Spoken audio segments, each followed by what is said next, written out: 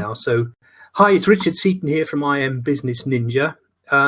Today's little Tuesday Tingle, welcome to my second Tuesday Tingle. This is going to be an extension of what we did on Sunday, where we were talking about traffic and conversions. And this time what I want to do is zero in and start talking about branding and know, like, trust relationships and how you build those with people. So when I first started in this business, I had a blog and it was okay. It had, it was called Fingertip Fortunes. It had a beautiful big photograph of Lake Como in Italy, and nothing about me at all. You know, it was anonymous. And what was happening was that people were coming onto the blog, reading the posts and getting very interested in what I was saying, but actually not knowing who I was, not knowing why I was on there, not knowing anything about me. And a good friend of mine over in the States called Jerry Handy, who I've worked with and I've done webinars and hangouts with, one day he said to me, Richard, there's something seriously missing. You're not doing branding yourself. Nobody knows who you are. So what I decided to do was to take his advice. And the first thing he said was, get yourself a photograph, use it on your blog, use it in your signature on your blog, use it on your Twitter, use it on Facebook, use it in all your emails, and any videos you do will be instantly recognizable. So I started doing that, and immediately the whole dynamic of my business changed.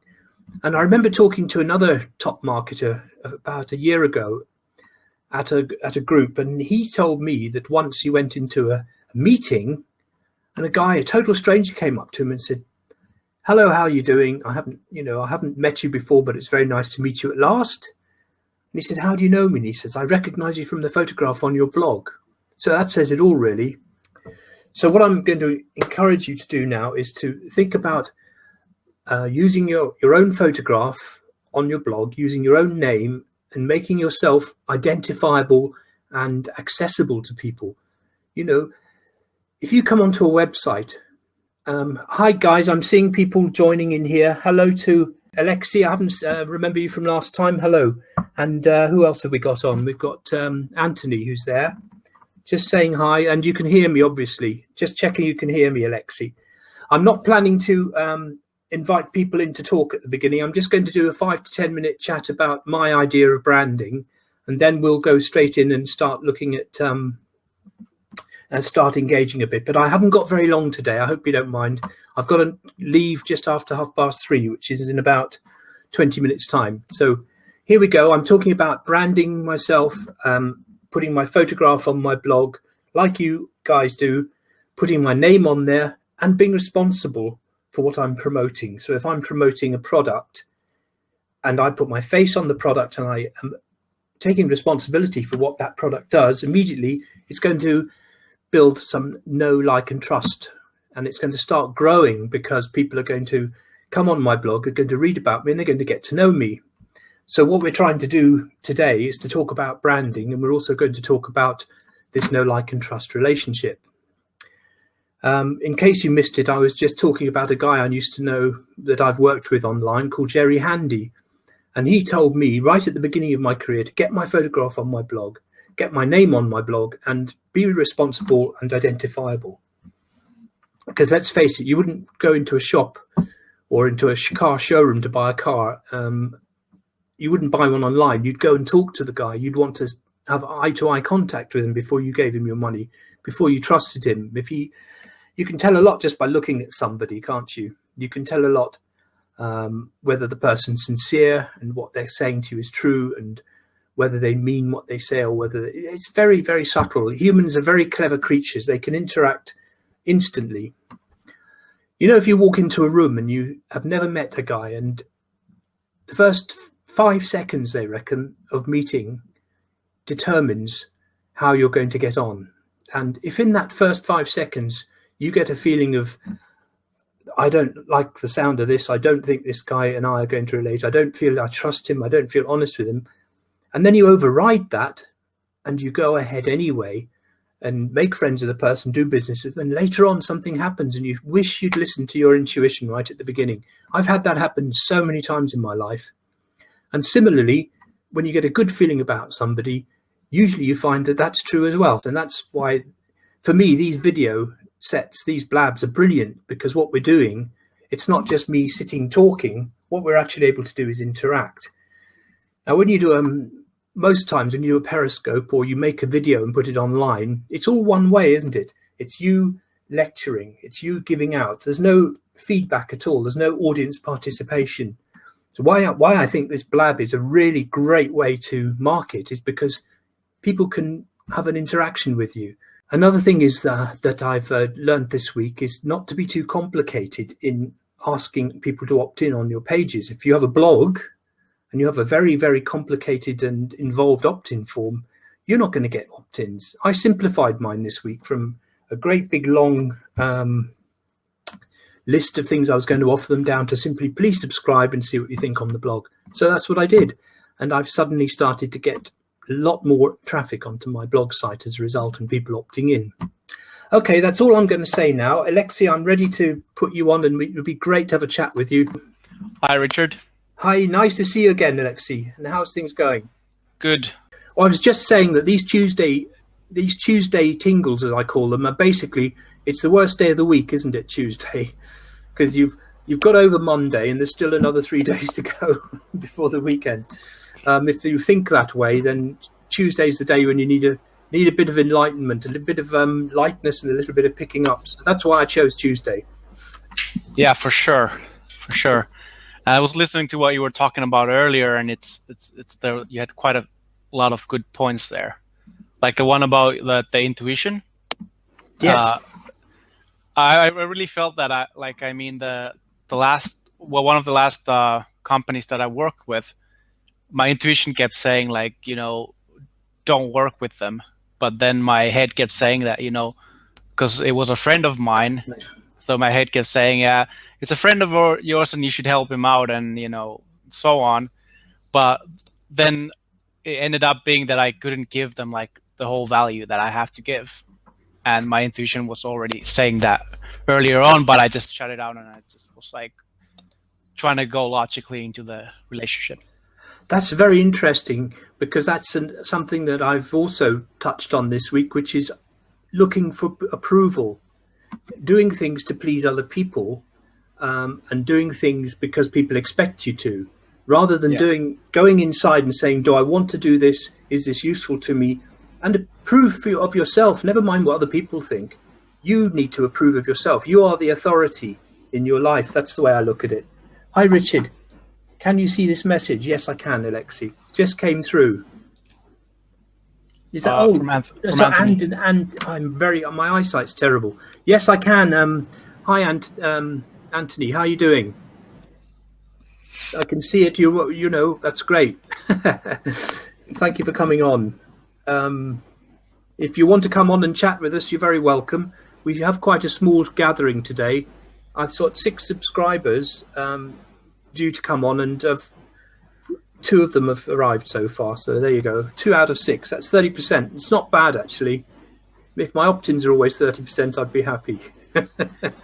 I don't think so. I think it's to do with how many people I hit with emails too, because I sent out 900 emails for the last one, and I've only sent out a few this time.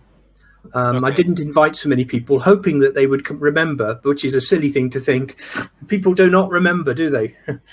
What about for the first one? Did you send out to your whole email list that time? No, on the first one, I did a lot of social media interacting. I just put it out on I've got 3 or 4 Facebook pages. I was on Twitter. I was on Instagram, everywhere. I was just pushing it out. This one I haven't. So that's possibly the reason. At least I had a lot of variants in mine, and it depends on the time of the day and kind of what's going on. Yeah, I'm afraid I didn't get to your live one. I wanted to, but it didn't work out. I'm sorry about that. Yeah, no worries. I'm still kind of trying to find what's the optimal time for me, and still trying to find who's kind of the optimal co-host for me as well. Sure. I mean, Glenn, who I was with last time, he's a very, very experienced marketer, and he's good as a co-host, and he knows when to stop and when to listen and things. And that's a lesson I think what I need to learn. There was a guy on last time, Chris D. Ward, very nice guy from America. And in retrospect, I needed to give him more time and listen to what he was saying. So I've learned some lessons there too. I like talking. There's no point in taking action in your business unless you take action in other parts of your life at the same time. Yeah. And make sure everything's coming together. I've gone on to an exercise regime. I'm doing press-ups, sit-ups, and back to all that. And it's made a difference even in the first few days. I'm much sharper. I'm, much more focused. Yeah. And that comes out in the way I'm doing business now. And I'm all more motivated too. So you're absolutely right. I agree with you. The other thing I like doing, do you ever meditate? Do you ever find sitting still and just stepping back, I call it? Yeah, I have one of those acupressure mats, and I try to do it before I go to sleep. So I will be on the acupressure mat for like maybe 5 to 10 minutes, just listen to music and pretty much not thinking about anything. I've heard of shiatsu. I think it's similar, using pressure. We used to use it in my chiropractic clinic for example, if you get a headache, you press a point just in between the V of your first finger and thumb. And actually, if you've got any toxic problems, you press that, you can actually feel pain in that point. And immediately, there are also very good points on the head for releasing tension, which I learned. Can I ask you if you have anything you would like to add to this on branding and know, like, trust? Because that I've just realised we've gone way off topic, although it's very interesting. I'm hoping to record this later. And would you like to say anything? So the one thing about branding is that it's all about what other people think about you. It's not what you think about you, and really, it's about coming up with a clear message, going over what is your why, what is your how, and what is your what. So a lot of people know what they're doing. They know their product, but they never really think about why they're doing what they're doing. And then the how, like what are the kind of characteristics that you want your business to have. So, yeah. No, I know about the why. I understand that. The how is the strategy. Is that right? How is kind of the strategy or the overall. So one of the things that you could do is have positive expectancy. So you could go, for example, in emails. What I'm planning to do now is when I'm building my opt-in page is that I want to have a few free videos where people can already see the value and they can get the positive expectancy, so that if I sell them my product at some point, they will know that what he's already done is really good, and I really want to give him a couple bucks and see what his paid version is.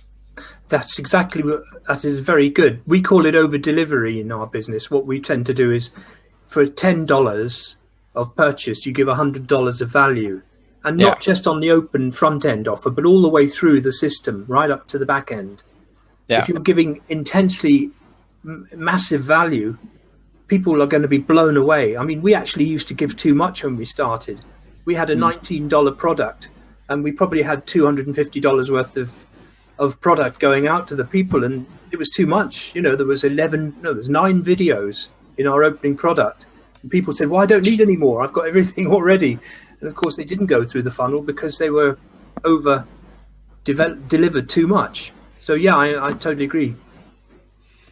Hi, we have another guy on Wickham Marketing. Hi, welcome, sir. It's Michelle. Well done. Hi, Michelle. This is a friend of ours. All right. Nice to see you here. Well done. You've gone through the subscription nightmare and you've made it. Very welcome. This is Aleksi, a guy who was on last week with me and Glenn. We had a good chat, and we've just been talking about branding. I am recording this, so you will get the replay, and welcome.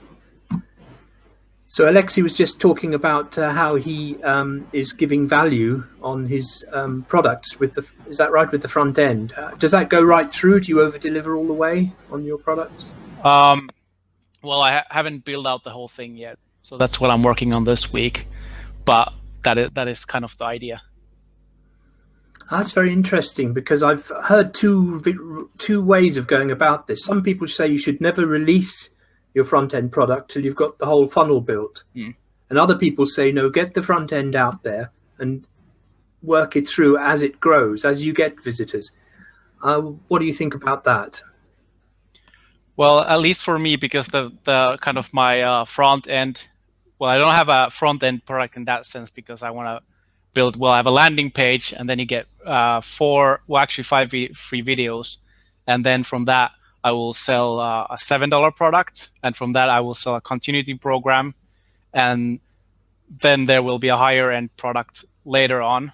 But also because the way that I'm sequencing it is that once I have the kind of the free videos done, I have 5-6 days to work on the other stuff before the first people are through the funnel.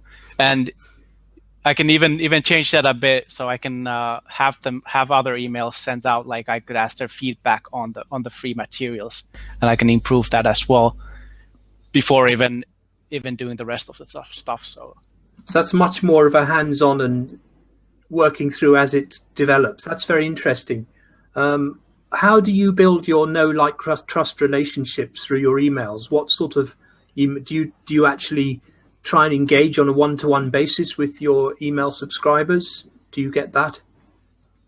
So the way that I've planned it out is that I'm going to have a lot of video, because I think that's the way to go.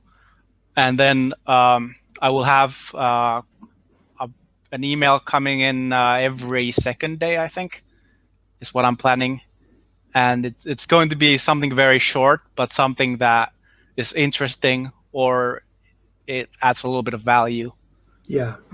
So just maybe chunking down, because I see a lot of companies and people, they have long newsletters, and who really has time to read them? Exactly. But when you get a little chunk every second day, it's something that, you can feel, okay, it's starting to build up. I can understand this. There's a small thing like every second day. I'll just share with you briefly the way I'm doing it, and see if it might help. Because what I've put together is I have 29 emails over 55 days, all pre-written and all going out every 1 or 2 days. As well as that, I also announce blog posts, I announce things like this, I announce, I send out of sequence emails as well, because I've heard that you need to engage with your list at least daily to really make things happen, because people sometimes will miss the first 10 emails and then go for the 11th and act on it. That's another way of looking at it. What do you think of that?